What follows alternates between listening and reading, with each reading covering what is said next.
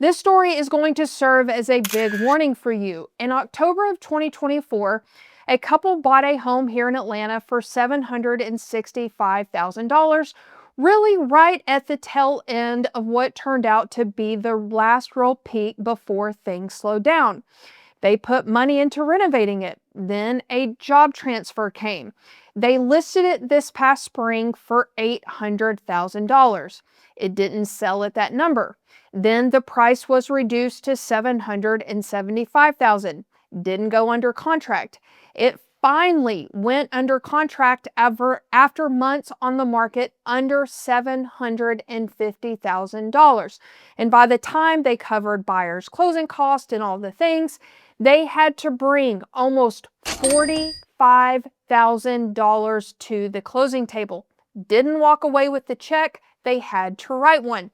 Today, we are talking about 5 homes that have lost significant value and are essentially hard to sell in today's market.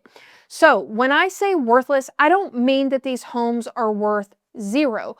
I mean the price everyone assumes they're worth isn't actually there anymore. So let's go back to these homeowners.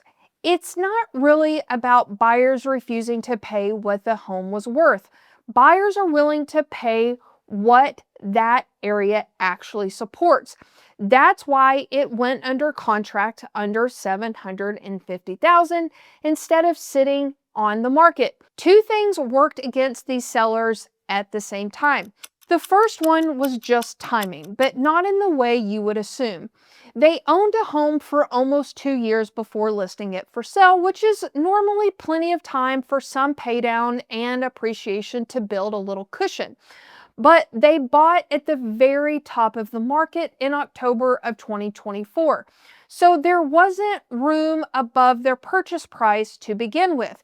Even with 2 years on the clock, they were still climbing out of a hole instead of climbing up from level ground. The second factor, and the bigger one, was that the renovation over-improved the house for its own neighborhood. So instead of the renovation adding dollar for dollar value, it mostly priced the home above what buyers touring that specific area were actually willing to pay. Before you renovate a home you might sell in the next few years, if there's any possibility that you would have to sell, find out what the ceiling for your specific street actually is. Not just the area, not just the neighborhood, but your immediate area. Ask your agent for the highest closing prices in the last 3 months on comparable homes near you, and don't spend past that number assuming beautiful finishes will drag the price up past it. They usually don't. The market pays for the area first and the finishes second. If you have lived in Atlanta for any number of years, you will remember in September of 2024, Hurricane Helene came through Atlanta and dropped record-breaking rain on the city. Buckhead got hit especially hard. Streets went underwater. Atlanta issued its first ever flash flood emergency, and rescue crews pulled people out of their homes by boat. A friend of mine found out the hard way what that actually means for a homeowner. Her house wasn't in a mapped flood zone. On paper, she was safe, but a large portion of her neighborhood was in the flood zone, and water doesn't stop at a line on the map. When the neighborhood flooded, guess what? Her house flooded right along with it. She had significant water damage through her basement, and because her home was officially outside of the flood zone, she had no flood insurance to cover any of it. Here's what most buyers get wrong. They check one thing: whether their specific house sits inside or outside the mapped flood zone, and they stop there. That's not enough. FEMA flood maps are a prediction, not a live read of what's actually happening on the ground. They're built off historical data, and they don't always keep up with how much a watershed has changed. More pavement, more homes built, more hard surfaces upstream mean more water runs off instead of soaking in. And where flooding actually shows up can shift faster than the maps ever get updated. Water doesn't check the map before it decides where to go. If a home sits close to a mapped flood zone, or if there is a meaningful part of the surrounding neighborhood is inside one, that home is at a real risk, even if its own little rectangle on a map says you are in the clear, which is exactly what a lot of Buckhead residents found out the hard way.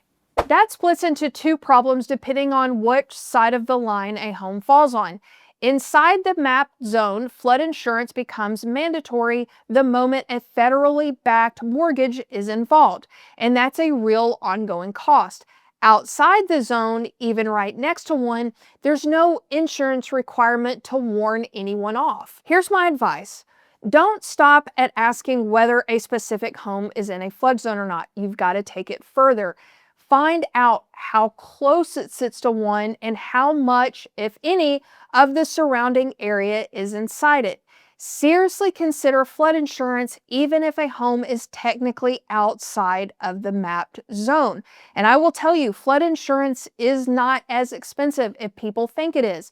I've seen it around maybe $800, $900 a year. Third, and this is probably one that has never crossed your mind, buyers fall for houses all the time because of the vacant land surrounding it. The trees, the field, the quiet. They feel like they're getting a little piece of the country inside of the city.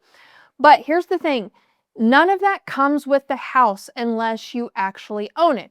If you don't, you have no idea what's coming. So say there's a wooded lot next door that sat empty for years. If that land is zoned for apartments, someone can build apartments there without ever asking the neighborhood's permission.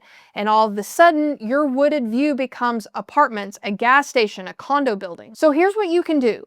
You can look up how the land around a house is zoned before you buy. It doesn't matter what's sitting there today. It's what's legally allowed to be built there. And here's the thing, it's public record sitting in the county's own system. You can pull the zoning on every parcel surrounding the property lines, not just the one that the house sits on, before you fall in love with that private wooded feel of the backyard. If that privacy is sitting on land you don't own, it's borrowed, it's not guaranteed, and that's the risk sitting right next to a house. And here's one happening in real time, especially along the 400 corridor. As Atlanta's highways get widened, the trees and buffer that used to sit between a neighborhood and the highway are getting cleared to make room. Homes bought specifically because that house felt tucked back, buffered by a wall of trees from the highway noise, end up a lot closer to that highway than anyone ever signed up for. Here's what most buyers don't think to check. That buffer trees usually isn't part of the yard. It's often land that the state already owns, right of way set aside for exactly this kind of future development. It looks permanent because it sat untouched for 20 or 30 years, but it was never protected the way most buyers assume. And once a widening project gets funded, that buffer can come down in a matter of weeks. Once it does, everything about living there changes. There's more noise, the highway becomes visible where it used to be hidden, and headlights show up at night where there used to be trees. So before you buy near any major road, do this.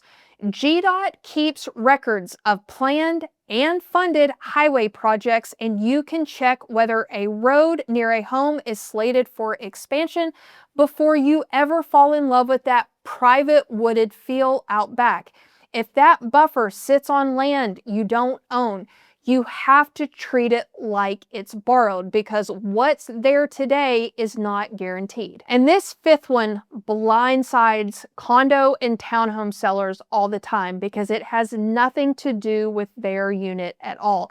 It's a decision that the HOA board made without telling anyone. Every HOA carries what's called a master insurance policy on the buildings. Premiums have climbed hard the past few years, and a lot of boards have responded by trading down to a cheaper policy to keep monthly dues from spiking. The building doesn't go insured, it just ends up underinsured for what it actually needs. Here's why this is so important. Conventional and FHA loans, the kind that are backed by Fannie Mae and Freddie Mac, require that master policies to these buildings cover them at 100% of its replacement cost. When a board trades down to a lesser policy, that falls short. The entire building becomes what's called non-warrantable. This applies to every single unit in that building at once, and sellers get absolutely blindsided by it because when they go to sell, a buyer's lender pulls the HOA's insurance paperwork during underwriting and they find that the coverage is not sufficient. When that happens, the buyer pool drops to cash buyers only overnight because buyers can no longer get traditional financing for that entire building. Lenders, they won't lend on these buildings. It happens all the time in Atlanta. These homes become extremely hard to sell, and when they do sell, it's often with a huge discount. Here's the fix, and it's genuinely simple. If you are buying a condo or a townhome, ask for the HOA's current insurance certificate before you're deep into the contract and confirm it states coverage at full replacement cost, not just a dollar amount that sounds big. Your lender will also do this. If you already own one, ask your board directly once a year what percentage of replacement cost the current policy actually covers in writing. If you would like to work with me, my information is in the description below. And if you like this video, then go watch this next one. I tell you the true story of a seller that lost hundreds of thousands of dollars overnight, how it happened, and how you can prevent yourself from making the same mistake. I will see you over there.